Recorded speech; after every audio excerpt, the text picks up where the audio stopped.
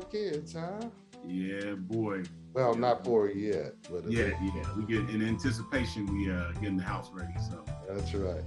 All right. Good evening, good afternoon, or whatever time of day you are tuning in to see this broadcast. My name is Robert John Connor, and I once again have a phenomenal guest on Black and Behind the Scenes.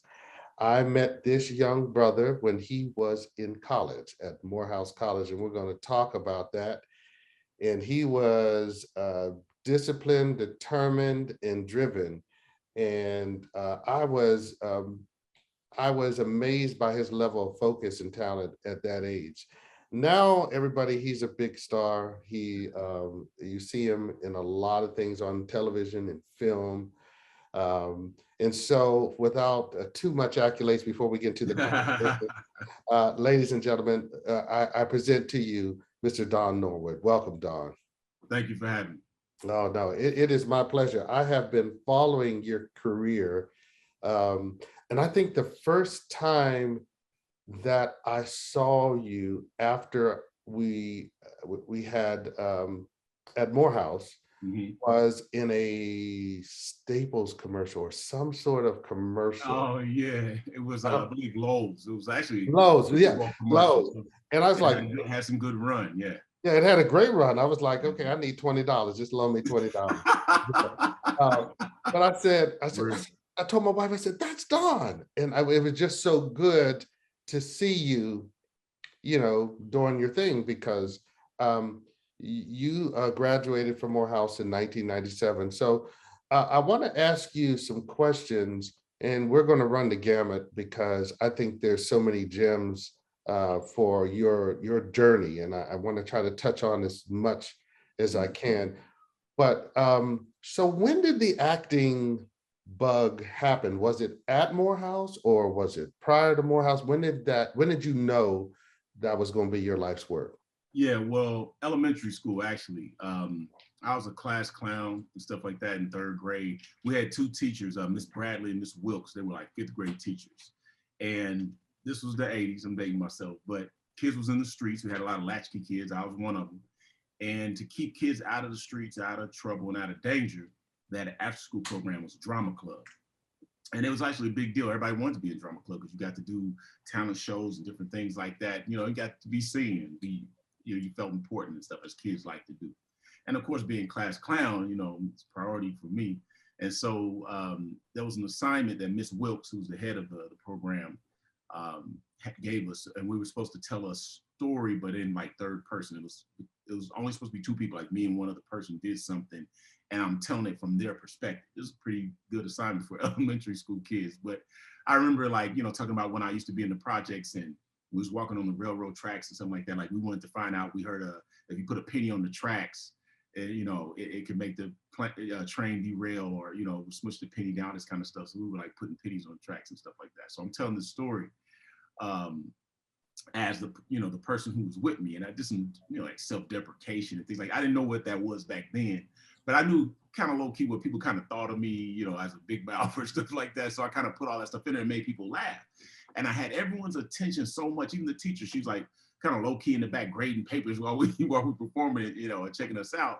And she had stopped grading papers. She had stopped moving. I had everyone's attention, and so I just was like, man, God, if this is what acting is, I want to do for the rest of my life. And I just, it just felt so great. And I just felt, comfortable. I was a fish in water. So I went to middle school and high school for performing arts. Oh yeah. Studied under Mary Flick at Shoreditch Junior High School, and middle school then. Things changed it back to a high school now. Broad Ripple High School, which is unfortunately not open anymore, but it was a magnet and fine arts program there. And I studied under Gary Williams, who was a huge impact on my acting career. She got me into Shakespeare and everything else. She was kind of like a second mother. She was like the part of the village where she was like, when I was in elementary school, they were like, you're going to learn an instrument, pick the instrument you're going to learn. You know what I'm saying? Yeah, like yeah. different generations. They didn't ask you if you want to learn an instrument, you're going to learn. You're going to learn, right? Yeah. So Gary was like, okay, so here's this Shakespearean competition. Here's a couple monologues you're going to prepare and that kind of thing. I'm like, Shakespearean competition? You're like, what are you trying to Right. And she's like, well, you're going to be in it. You're going to be in it and you're going to learn this monologue, right? So which one you going to pick one of these? We're going to work on it. So she was kind of like that. And she really helped me out a lot. Big impact on my life at the time, a lot of stressful things going on, and really thank God for it. Then I went on to Morehouse, right? Wow. Yeah, that's where I met you. Yep, part of the AUC. Majored in theater and English. Studied under Glenda Dickerson over at Spelman College. Yeah. Real quick anecdote story about that.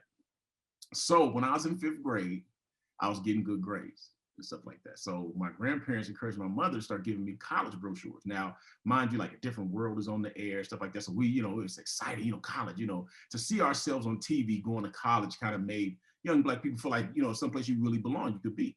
Right. And so she was giving me brochures to HBCUs and other universities and stuff. And just to keep piquing my interest. And I remember one day she was telling me to read them. I was like, I don't want to read them. She's like, well, pick the one you want to go to. Like, pick the one. We're going to aim for that one. So I remember reading this brochure and, looking at the girls in the pictures and looking at the people having fun. I was like, this is the college I want to go to, Mom. And it was Spelman. I bet. So I was excited, right? So my dad came and picked me up one day. We went to the library, pick up some books or whatever. And, my mother and father were together there. So he called himself flirting with like the librarian or whatever. So while he was getting his flirt on, he was telling her I had good grades and stuff. And she was like, oh, what college you going to go to, And I was perked up like I had an answer, Spelman. They fell out laughing, right? You can't go to Spelman. I was offended. I didn't know it was an all-girls school or whatever. Right, so right. How you going to tell me I can't? You know what I'm saying? Blah, blah, blah. I was going off. In 5th grade, I was so hot, right? But lo and behold, I wound up studying theater under Glenda Dickerson at Spelman College. So you kind of did. I remember you, and I'm going to show the audience a picture of you when you actually starred in a soldier's play that I directed. And I remember talking to you many, many, many times about, you were just so hungry. You wanted to work. It just, there were never enough plays to be done. There was never enough opportunities. And I just had such an admiration for your tenacity. And so I was like, well, I'm gonna figure it out, brother. I'm gonna find you a play. We're gonna find a play, And, I served as you guys' advisor over there at Morehouse during the time, the King Players, right? And so it's just so, and I knew then, honestly, I knew then, like you and Brandon Dearden and all those guys that came through Morehouse that has such an exceptional talent. I was like, these guys are going to land so strongly in this business because one, you had great discipline, you had talent, and you had a respect for the craft. So you do your time at Morehouse, you get your degree, you go off and you get an MFA from UC San Diego? UC San Diego, yeah. Funny story about that one too, because originally I was only going to audition for like Yale and NYU, because I figured if I didn't get into either one of those schools, I didn't want to go to school. But they said have some other options. So I auditioned for like the ERDAs, which there's like a big circuit of universities and colleges that are universities that come there. And that way you kind of have your pick and you have a better chance of getting like scholarships and stuff. And then there was this convention down at, I can't remember what hotel it was, downtown Atlanta. So I went because I thought about the West Coast, what's out west that I could go to just in case, NYU and Yale don't work out. So I wound up not finding nothing there. I told them, because as you said, I was dead set on being, theater, wasn't going to deal with nothing else. And so a lot of the other schools were like, oh yeah, we don't have a program, blah, blah, blah, blah, blah. But this helicopter is holding for for the loop noise. I don't know if you hear that helicopter. But, it's very subtle. Good. And so lo and behold, I'm leaving the convention, bombed out. Me and a couple friends had gone, and literally as the sliding glass doors were popping open, I heard a voice say, "Have you thought about UC San Diego?" I'm like, what? I know the Holy Spirit. So right. Like, is that you, Lord? Yeah, right. And have you thought about UC San Diego? I guess he heard us having a conversation. I was like, oh man, I knew it. Not too many schools got MFA programs, blah, blah, blah. I'm wasting my time. And so he literally had the last table as you're walking out the door. I think he literally picked that spot so he can kind of fish. So he calls me over to the table, and he's a recruiter from UC San Diego. And he says, actually, we have one of the top MFA programs in the country. And I'm like, really? I never even heard of you guys. So he did this whole rundown. He said, what can you, I'll give you a waiver for the application. You don't have to pay to apply. Just apply, see what happens. We have auditions in New York and on the West Coast, depending on where you want to go. So I was like, oh, that's kind of cool because I'm going to the Erdas in Irvine. I ran into Catherine Hahn, funny enough, in those days. She and I were doing the round robin circuit. It was Mahershala Ali and Sterling K. Brown. All of us, we were all that same peer group. I ran into all of them for these schools. And so I wound up auditioning for UC San Diego in New York when I auditioned for NYU. I actually wound up opting out of Yale. I just didn't want to go out, studied Massachusetts and was like, I don't know if I want to be in Massachusetts. Right. But while I was out there, and so lo and behold, auditioned for UC San Diego, got accepted on the spot, got a full ride fellowship, and wound up going to UC San Diego. So you get your MFA and you're out there in California. So I guess you're going out there and you're auditioning, right? Yeah. So one of the other benefits of going to MFA is I kind of leapfrog all that, just being a fish thrown into the pond. I guess, I chose LA because I knew I wanted to do film and television. Even though I did all this stage work and training, I always wanted to do film and television. It was to ready myself. I didn't want to be a child actor or anything like that. So I wanted to get all the way through and then come in as an adult. So I chose LA because I spoke with some people who had gone to New York who eventually came out West. And a lot of times they felt like they were starting over because if their reel wasn't strong enough or they had done a bunch of Broadway stuff on the West Coast, they kind of don't, this is different now. But back then they kind of didn't honor stage work. They wanted to know what your reel was like. And they said if they had known that, they wouldn't have wasted time. They would have just came to LA and been, chopping that tree as soon as they could. So I chose LA. I started in LA. We do a showcase in New York and LA, and managers and agents all come out to see us, and we get an envelope full of requests for meetings, and we follow up and call them and things like that. So I wound up choosing SDB, which is a boutique style agency here in Los Angeles. They don't handle too many people. I met with a few other agencies. Some of them felt a little too big. It felt all grand. You went in there and you had the great view of Los Angeles. Yeah. Kind of felt like, the second I can't help them pay rent, they're gonna get rid of me. You know what I'm saying? Absolutely. They help me pay a phone bill or something, I could tell. So SDB, Rose, shout out to Rose, Steven, and Susie. They loved me from day one. In fact, my first audition, my very, very first audition, was for Antoine Fisher. That was Denzel Washington's directorial debut. And they set me up with that right then and there in the interview. They put the script right in my hand. I can see that. I can see that. Pretty interesting. That's awesome, man. Yeah, that man. is wonderful. So, signed with them and auditioning, trying to make a long story short. And of course, the first thing I book in Los Angeles, coming out here to film and television, is Romeo and Juliet at the Amundsen Theater downtown, directed by Sir Peter Hall. Because I'd done all this Book a play? Yeah, I was in a play. It was, the biggest theater in Los Angeles, but I was young.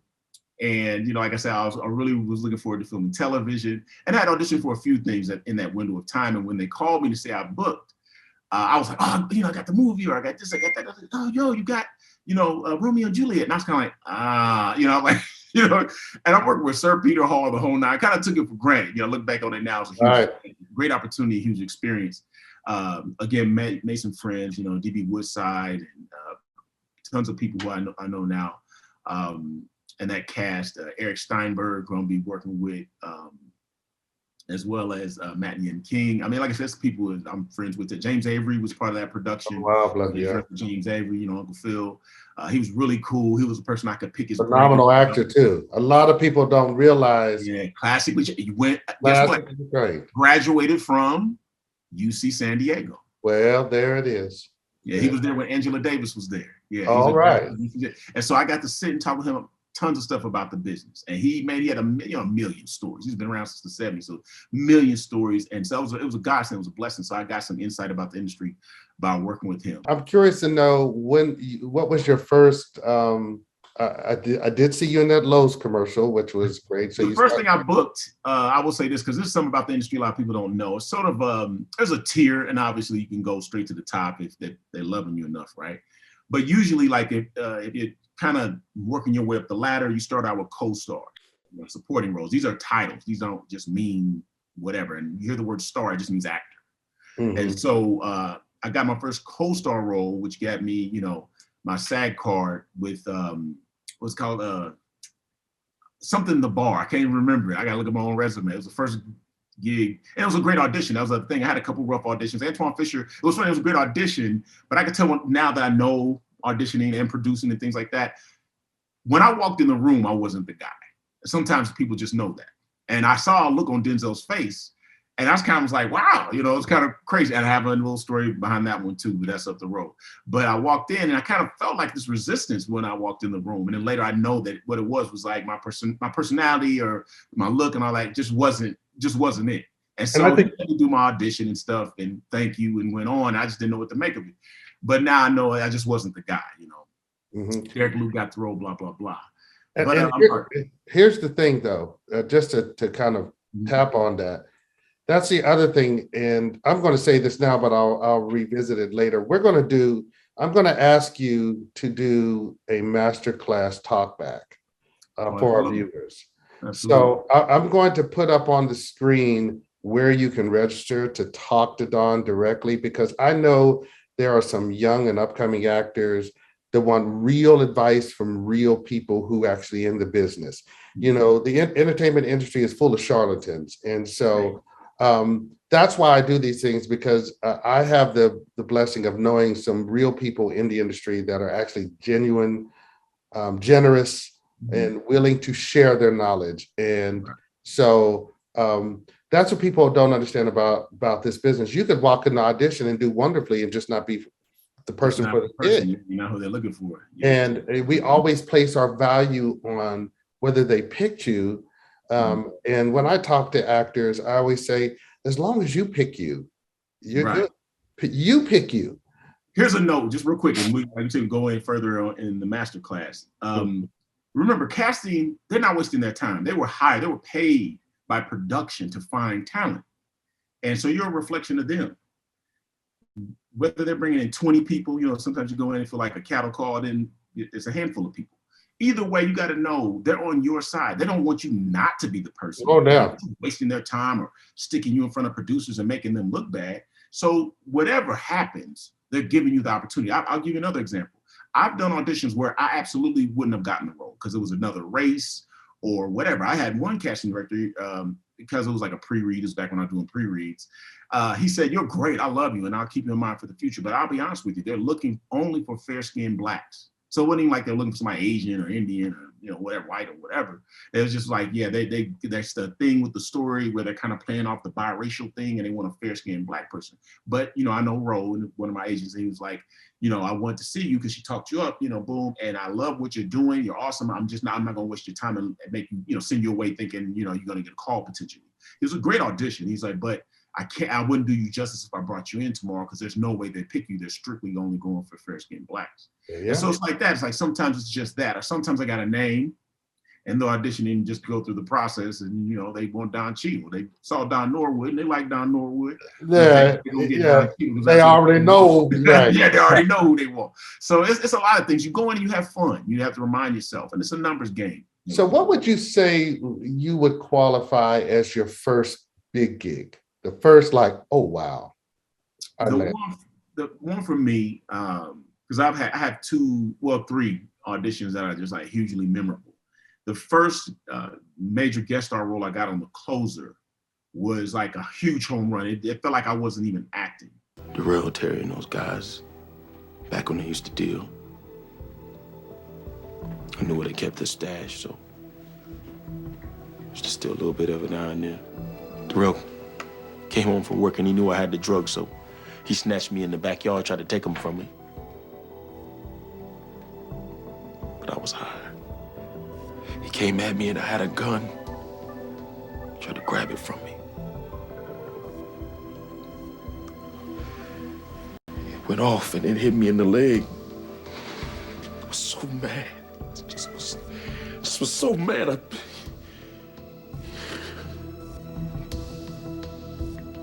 pulled the trigger. I shot him. Oh God, I shot him. I killed my brother. Do you really think they'll forgive me? I do. And you're under arrest. It's like a community leader type guy, and basically trying to make up for his sins. He accidentally kills his brother, and on The Closer, she always gets everybody to confess. And so she gets me to confess about this murder that I did during the riots, the Rodney King riots, that I tried to cover up. And all this time I've been trying to spiritually pay back by helping out the community. I should be this gang member, and now I'm this community leader. And so the audition went so well. I was like, man, I wish I could get all of my auditions just like this tight. And it literally, as the lines were coming out, I just can't tell you, I was just in another place. And it didn't feel like I was acting in the least. It just felt like I was present. I was just the guy. And so I always worked to get back to that place. And that was probably the first, role that really let me know I have a place in this biz. And that probably was the first role that people who work in the industry on the other side of the table said, uh-oh. Yes. This guy's got the goods. So you did The Closer. And from what I understand, guest stars, and I did Bruce Magnum PI. Yeah, well, that's later. But what broke me through, I would have to say, because this is another little quick note, masterclass stuff. Your first fans are casting directors. You're gonna hear me talk about them a lot. I know social media, all this stuff nowadays, but at the end of the day, we talk about people who can get you work. Your first real fans are casting directors. So don't take any role unserious. I don't care if it's 3 lines. You go in there and kill it, to demonstrate to this casting director who you are. Even if you don't get the role, remember, every time you step in front of them, you're leaving an impression with them, whether you get the role or not. So your casting directors are your very first fans. These are the people who made me industry famous. I may not be, the big household name like a Will Smith or whatever, but as far as this industry knows, the reason why they know me is because casting directors will bring me in. They'll bring me in for roles, like I said, that are originally supposed to be Indian or European or whatever. That they'll bring me and go like, you need to see this guy. So I wound up booking Hell on Wheels, and that was the one that was a breakthrough for my career. All you need now is some walls, windows, door, roof, practically done.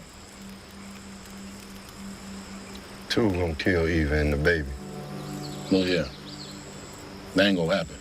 You hear me? Who gonna stop? Every damn body, you hear me? That's who. You'd be the best father for that baby, as far as I can tell. How you mean? You be mixed. A lot of what everyone gonna say. You be like you, right? Yeah, I suppose. Who be better for him?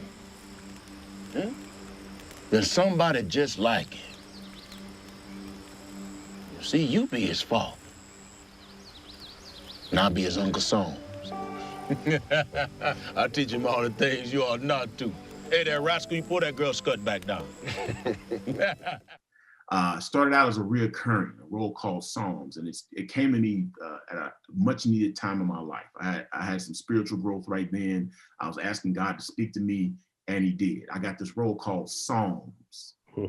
And the role, the title episode that my character was premiered is called A New Birth of Freedom. I said, God, I want you to answer my prayer. And I want to make sure it's you. I don't want to I don't want to be trying to know enigmas. I want to know. So I get this role, Psalms, A New Birth of Freedom. And I knew I was hearing from God. And we shot in Calgary, Alberta, Canada. And we shot out where Little House on the Prairie had shot out there. So if you can picture Little House on the Prairie, you can picture. Oh yeah, it's pretty rustic. Green pastures, still waters. You just couldn't, he put his name. Beautiful. So I just was like, wow. I mean, I almost was crying when I pulled up on set the first day. And it's very elaborate sets. They built whole towns. Like the saloons we were in had running water. Everything worked. They built like actual buildings and hotels. And, everything we stayed in was the real deal, which is why people shoot like Unforgiven and all that stuff in Canada, because they have a Western. Like I had this one gun I used in an episode that's 137 years old. The gun's older than Canada. And the prop guy told me, please don't drop this gun. Please, this gun is an antique, piece of antiquity. Please do not drop it. Yeah. So that was my breakthrough and gave me the chance to really show my chops. Prior to that, I had booked probably 6 months prior. I had booked 2 guest star roles, one on Harry's Law with Kathy Bates, and one on, at that time, it was not CSI. What's the one? Doo-doo. They always Law and Order. They did Law and Order Los Angeles. Listen, that's the actor rite of passage. Listen, I know, right? Especially when you do Law and Order. Yeah, especially in New York. And Terrence Howard was one of the leads, right? Mm-hmm. So I booked them both at the same time, and they were willing to share me. So I worked over the course of 3 weeks on both shows. So it gave me the experience of frequently being on set, adjusting to the culture of being on set, and working with, bigger name actors and all that kind of stuff. So it was a precursor to prepare me for Hell on Wheels. So by the time I got to Hell on Wheels, it was second nature. It wasn't new, like I just didn't know what to do, or I was starstruck or anything like that. In fact, when I booked the role, I didn't know this, I discovered this later. I guess they had been fishing for people, and there's a story behind this audition too. But the point is, once I booked the role, literally the next day I get a call from Common, right? And I had been playing this music, kind of like celebrating that I got this role. And my wife, she's not, at the time, she wasn't a big hip hop fan. So I was actually playing a lot of his music for her, like, he's the guy I'm gonna be working with, do you understand this and that? And lo and behold, he calls, we get talking. And he's checking in with me because he had heard a lot of good things about me from the producers. They said, oh, wait till you see this guy, we got to play songs, you're gonna love him. And so he wanted to meet me before I showed up. And so he and I started bonding then after that phone call. As soon as I got up there, he went to meet with me. We went out and had dinner and stuff, broke the ice, and that kind of built the relationship. So first day on set, Calgary, Alberta, Canada is far north. So it's got some weird hours. It doesn't get dark up there till like 10, 11 o'clock at night. And then the sun comes back up at like 4 in the morning. So literally from like 11 to 4 is when it's dark. You can go out like at 9 o'clock at night and it looks like 4 o'clock in the afternoon. The sun is still, up. So we were shooting a night scene, so it was real late. And it had been raining real heavily that year, so bad we were wearing like wetsuits underneath our clothes, and we were stepping in like knee-deep mud and stuff like that. One take, my whole boot came off. And so we're doing one of the takes, and it's going well. Everybody's loving the chemistry between he and I and all that stuff. And there's a little break, they're moving cameras and it's raining. And he comes to me and goes, hey man, you wanna go see Lauryn Hill? I'm like, yeah. Like, yeah. And so she was at the Saddle Dome that night. He said, she kind of goes on late, whatever, so we might stand a chance if we get out of here early enough. I said, dude, man, we just started. We may not get out the earliest. We're getting out of here at 1, at the earliest. And he said, yeah, we might make it, we might make it. So I was like, hey, I'm down, And so he kept calling and, speaking with the promoter. And lo and behold, we didn't make it, but we got invited to go see her in Edmonton. There's a whole adventure behind that. But it was just crazy. I had been there 2 days. Bonner would come and invited to go see Lauryn Hill. Everybody's loving on me. So that role just allowed me to fly. You did Hell on Wheels, you did The Closers, you did Harry's Law, you did Mindhunter. I saw you on Grey's Anatomy. Yes, I did. When you beat the poor lady up. And that was Denzel's television directorial debut. So my very first audition, I auditioned for his film directorial debut. Didn't book it. But this is, like I said, there's 3 auditions I'm always going to remember. And this one's tops, right? So I had 2 auditions that day, and I got callbacks on them both. And as I'm leaving the second one, I was going back to the callback for the first one. They said, we're going to bring you back this afternoon. And the casting director called me actually directly, before my agents and managers even called me. But they were calling me to make sure I knew that Denzel was directing that episode and that he's going to be in this meeting, and they want me to get thrown off. So I was like, okay, cool. And I told them I got the heads up and thank you, And so I'm heading back, and I get there, and there's maybe 3 other guys, that they're looking at for the role. And everybody's kind of looks shell-shocked. I was like, what's going on in there, right? So I'm gonna go outside, start running my lines to make sure I'm tight, right? So I just stopped and asked God, I said, I'm not gonna make myself overly nervous because I'll go in and have a bad performance. I said, just break the ice with me. Because I auditioned for, I won't name drop, another big name actor who was directing an episode of a hit show. And our personalities didn't match, and it was a bad audition, and I left very angry. And so I was like, God, I don't want any of that energy from that type of situation. Just let me come in and let the man honor me.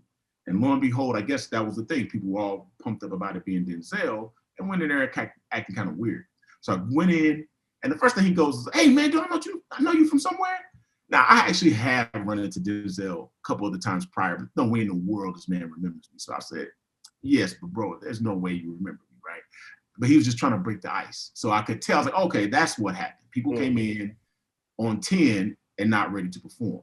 He talked about Morehouse. He had a son at Morehouse. Yeah, what's his name? Don David? Don David. And so we talked about that. He said, you can always tell a Morehouse man, but you can't tell a Morehouse man, whatever, the expression. You can't tell him. So he kind of threw that out there. We laughed and everything.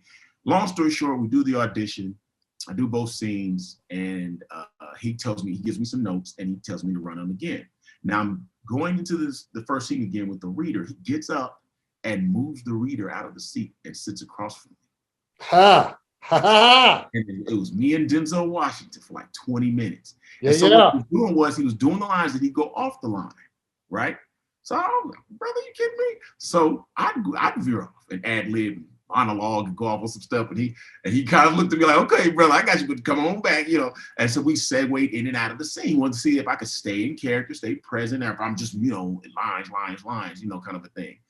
And we get to the second scene. The second scene, my character has like a fit, you know, and he has this condition, and we talked about it. And he started giving him numbers. He said, remember, this is something that, you know, happens in stages. There might be times where you're looking at someone, you're trying to hide this.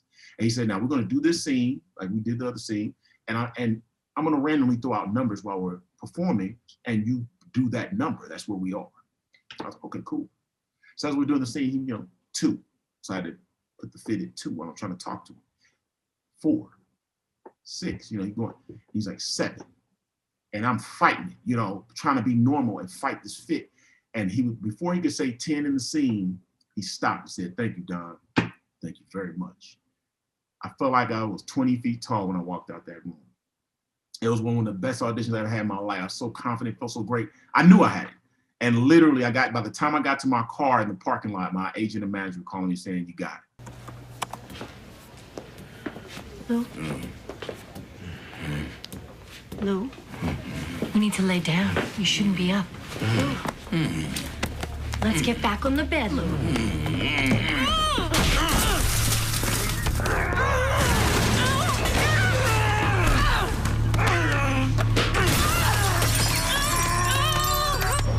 Coming through.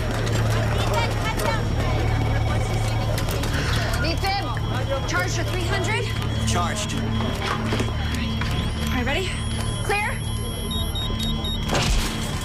Come on, come on, come on, come on. All right, clear?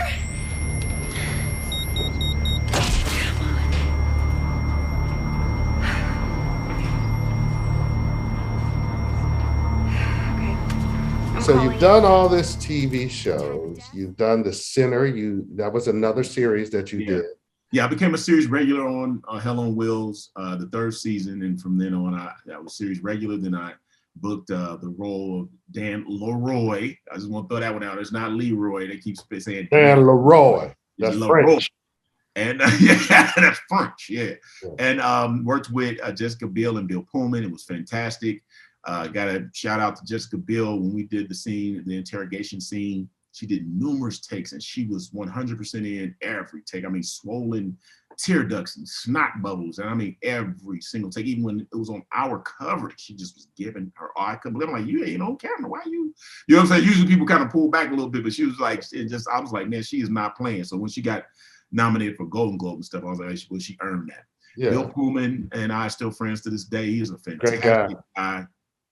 And you know, I've been out to his house and the whole 9. Like I said, it was a great experience. Working it, got to go and live, and you know, I romanticized New York. I don't know what it is, you know, coming up, you kind of romanticize New York. So I finally got to live and, you know, and work in New York. And I'm no longer romanticized about surviving in New York. It ain't for everybody. No, it ain't. Like I said, if you can make it there, man, you can make it anywhere. And you then turn around and do God Rest His Soul, Hap and Leonard with who also thought Michael K. Williams, and quite an interesting show in regards to the whole premise of it and the characters that played. It was a little bit of I don't even know what style of how would you describe that type of? Yeah, that series is based on a book, and the original story, they were trying to find like some gold that was lost in some river without giving away to the townspeople. They were looking for this gold that had been lost in like the river or whatever. It's like folklore. Yeah, folklore. And so by going there, they then kind of get launched off into this whole other situation. Now, see, if I recall, it was hypocrisy he had a problem with, not religion. Play nice. Hap, go fish you a plate. Yes, ma'am. I was just reminding Leonard of the story of Sodom and Gomorrah. You familiar with it? Hap is very familiar with them old Baptist queer allegories. Ain't you, Hap? Mm-hmm. He especially liked the one about Lot. when his wife turned into a pillar of salt right before his eyes. I was actually referring to the part where Lot takes the angels into his house and finds it surrounded by homosexuals who want to know them. So I come in the second season. I'm not going to say no spoilers in case you ain't seen it, but I had a great character and I was opposite, James. Yes, you did. It was a mess. I'm just going to tell y'all, if y'all tune in, it's a whole entire mess. I Yes, would just watch it and Don's a nice guy. it's a very interesting character. I'll say He plays a very interesting character. very Very good. interesting Very character. good. I said, oh, I was sitting there. I was like, oh, okay. Wait. Wait. And it's shot in Atlanta. Yeah. I work with John Worth, who was our showrunner on Hell on Wheels, and he showrunner and executive producer on this show. And so I'm still working with John. Actually, he's one of my advisors. And just segueing real quick into producing. In this business, you realize you got to kind of start putting your tentacles out there because you don't know when things won't be hot for you anymore. Right. And some people segue into directing with us because, they're just continuing along that path. Like Denzel, he's an actor, he's getting older. He started segueing into directing. Right. Or you say like an Eric LaSalle, who soon after he did, ER, he went head first in directing. And now he's big time executive producer and director and stuff, doing really well. And it depends on where you are and what you're trying to do. But you eventually, realize you're not going to keep chasing this carrot forever. And you start investing in some other things. So I started, reaching out into production and executive producing, and worked with a guy named Will Forbes, and a young up and coming writer who's actually a musician. His bread and butter at the time was doing like scores for TV shows and things. So theme songs, all that kind of stuff. That's his main thing, but wanted to get off into writing and loves film and is a big Quentin Tarantino fan and always wanted to do some sort of blaxploitation type stuff. So he and I assisted him in developing John Henry. And that starred Terry Crews and Ludacris. That's right. Chris Bridges. So we had Mike Epps earlier on. He wound up, jump the ship and go into another project. Mm-hmm. But we were able to acquire Ludacris. But this is what I'm really getting, and I'm being facetious, frustrated with you, Dohn, about is I always stumble upon some stuff you're doing. Like it's like, of course we try to support. I, as an artist myself, when anything that African Americans do, I try to support. So whether I think it, what my perception of what it would be, I'm like, I'm going to watch it because every time I watch something, that just helps create an uptick for that. It was just by happenstance as they were going through the credits, and I saw your name jump up as executive producer. I said, but it is not unusual. And I think that the point that you made about your friend who's the writer, who is also a musician, is we hold multiple gifts, you see? And so we have the capacity, especially if you've been in the industry, to grow and expand our territory. That's a kind of a church phrase, but in real life, once we learn our craft and we learn the idiom in which our craft lives in, we also start paying a close attention to things that we could also add feathers to our cap. And it does enhance the longevity of our career. Absolutely. Because you're producing one day, you're acting one day, you're doing something else the next day, you're working. And with all these things that you're doing, you still also find time to be a father, a husband, and a pastor of a church. Yep. So you're an actor, producer, father, husband, pastor. My goodness. So I want to talk about it briefly, not because I want to gloss over it. I want to talk about it briefly only because I don't want to miss the opportunity to talk about Hightown, which is coming back for season 2. That's right. Right. And I really want to give us an opportunity to talk about that. But just when did you know that I'm called to minister to people? Well, God had been working with me my whole life. And it's funny, my wife talks about, like, in 7th grade, I had a teacher that told me I was going to be a minister. Like, she was prophesying to me. I got, in middle school, you don't want to hear you're going to be a preacher. I was Right. Especially if you're bad. You're probably yeah, bad. yeah. And so, and you just kind of think in your mind as a minister, you don't get to live a fun life. You know what I mean? It's like, that's your vision of it. That's the idea, yeah. But God has been working on me. And ultimately, there was a point, and it was right before I booked Telling Wills, I questioned my faith. I was like, well, do I believe in this just because this is what I was raised in? My parents were Muslim, I'd be Muslim, and so I was willing to, I know this sounds crazy, walk away from my faith if I couldn't prove to myself God was real. Hey. And literally, and that's what he said, don't play. And I'm substitute teaching. I had run the gambit on jobs, and the one that worked out best for me was subbing, because I was able to have some flexibility in auditioning and make good money and have, medical and so on and so forth. And one day I'm covering for a great teacher. Her name is Miss Wallower, and she was doing a whole thing on Secret Life of Bees, the book, the movie, documentaries on bees and all that stuff. So I'd grade papers and I'd sneak in some devotion. I know you're not supposed to, separate, church and state and all that, but that's where I was in my life. And when I had downtime, I'd study. So I'm in the word and everything, and I'm asking myself, like, why am I doing this? Is this really going to work? It's going to turn things around for me. So I started thinking about my oldest memory about knowing God. And as I was doing that probing, as far back as I come, talking about single digit numbers, when I was one, when did I hear from God? And so it was like it broke something open. And God revealed every moment in my life he was there. And things I had repressed in my memory, things I had forgotten about, came to the forefront. And it was like, say it was rain and every memory was a drop. That's what it felt like a thunderstorm. And every drop of rain was a memory of what he had done for me. Even times where I felt like he wasn't there, like I cried out for him, felt like he didn't answer my prayer. I could see he was there. And like I said, everything from Michael Grosky, I could talk everybody's head off right now about all the ways that God had stitched my life together. Oh, and so if I'm I'm going to serve him, this is the capacity he wants me to serve him, because being a Christian is a service position. A lot of people don't come to that realization, but he's got a capacity for you, he has a purpose for you, and this was mine.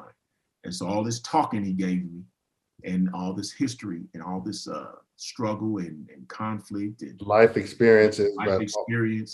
I use it to testify to people about that daily walk. It's not just about coming to church. No, it's about walking the walk. It ain't about being pious and sanctimonious and all that either. You're a human being. Right. And your life serves as a testimony to others that calls them unto God as well. So I'm a work in progress like everybody else, but this is the leadership position he called me to be. And it takes a lot of courage.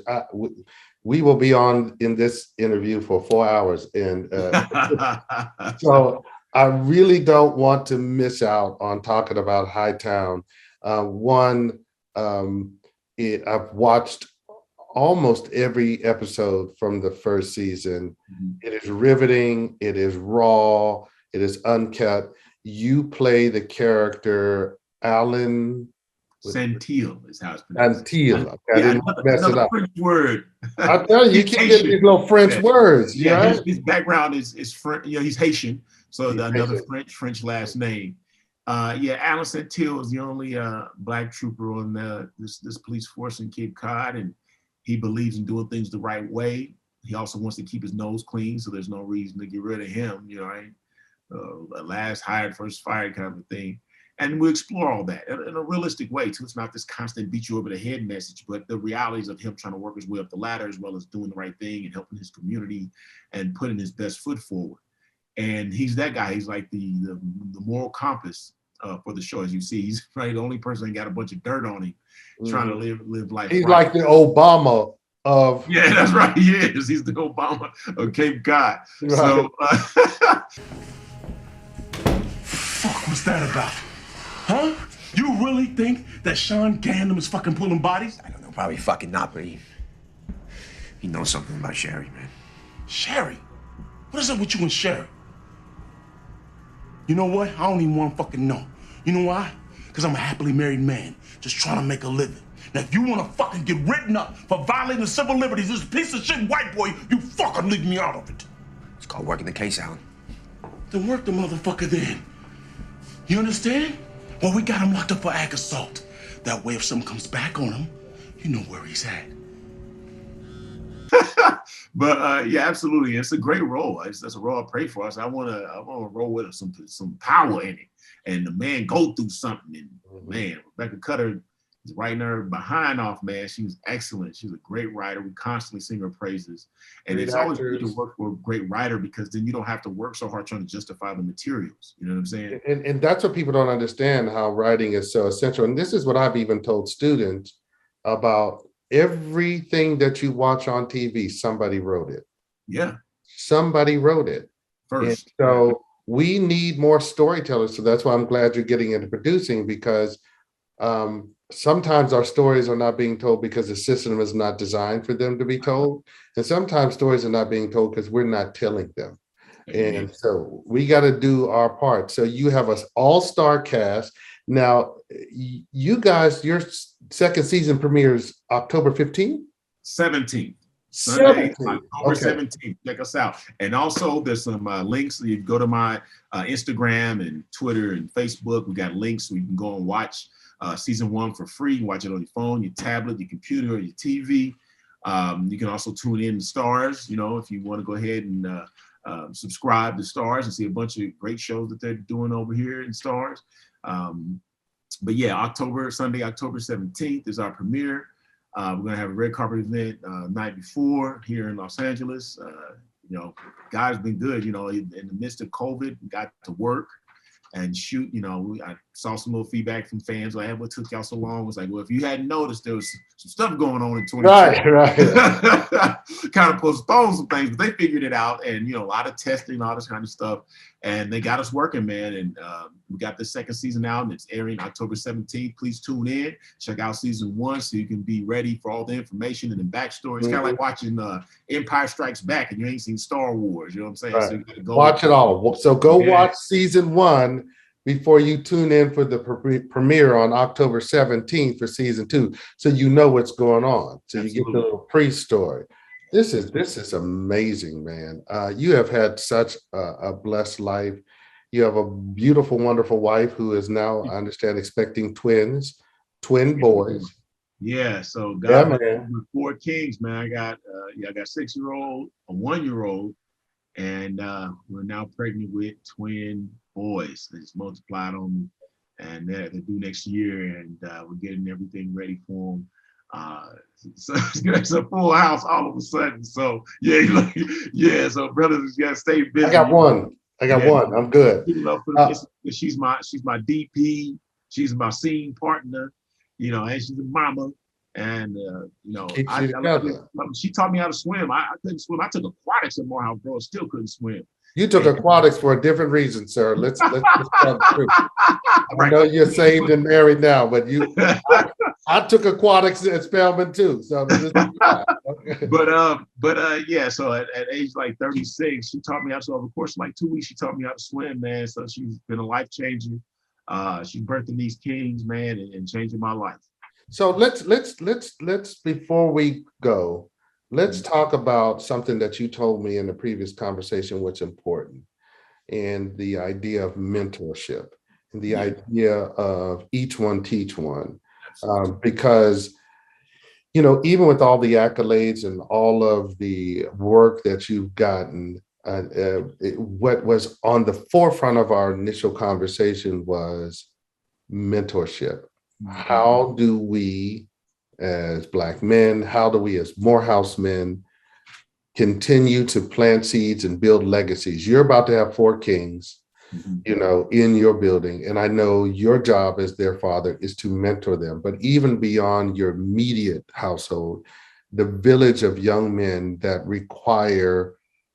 need our guidance. So just talk to me a little bit about, you know, mentorship. Yes, it's absolutely needed. I mean, goes several different ways. It takes a village to raise a child. Like I said, you know, from yourself to Gary Williams, you know, you guys were needed all along the way. I love my father, you know, and he did what he could in his time, but he was absentee. And so God blessed me with people along the way, Dr. Bird at the Upward Bound program at Morehouse College, as well as some tutors. I'm a product of the Upward Bound program at Indiana University, and I had different people who supported me through that as well. And it's absolutely necessary. Even if you're given just a window of time, 1 year, 1 week here and there, it means the world to children. And I tell you that to the world, you're one person, but to one person, you are the world. Oh, man, you You never better. know how you're saving some young person from something. When I got to LA, I worked for Compton Unified and then wound up transitioning to LA Unified, working at a school, John Muir Middle School in South LA. They make movies about it. And me and another actor slash teacher, Sean Rector, started a nonprofit called the Time Foundation, TYME, which means Teaching Young Men Excellence.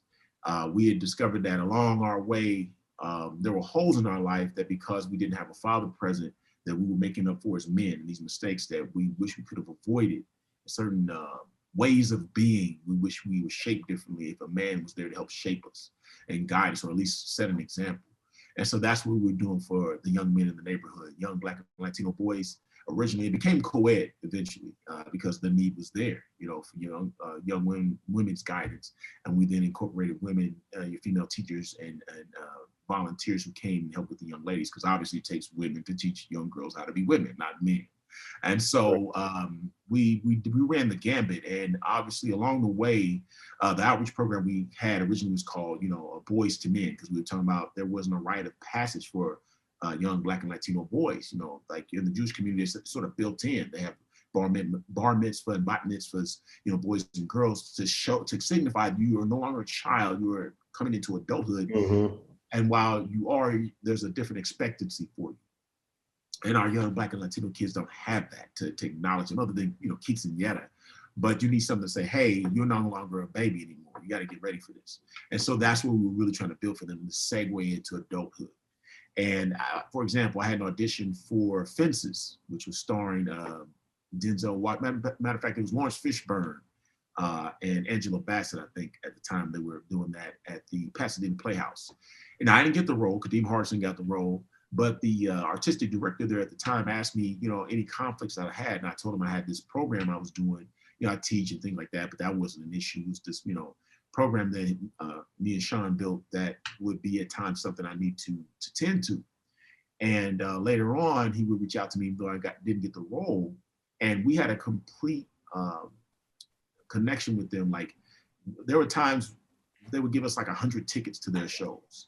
And we could take not only our students, but we get their parents to come. And many times, other than Tyler Perry, no knock on Tyler Perry, they hadn't seen any Broadway level shows. And so we were really shaping that community there in South Los Angeles, getting parents to come hang out with their child and come and dress up and come to the theater and things they probably would never have known. Never. And God not used us at that time to do those things, and build a relationship with the Clippers at the time.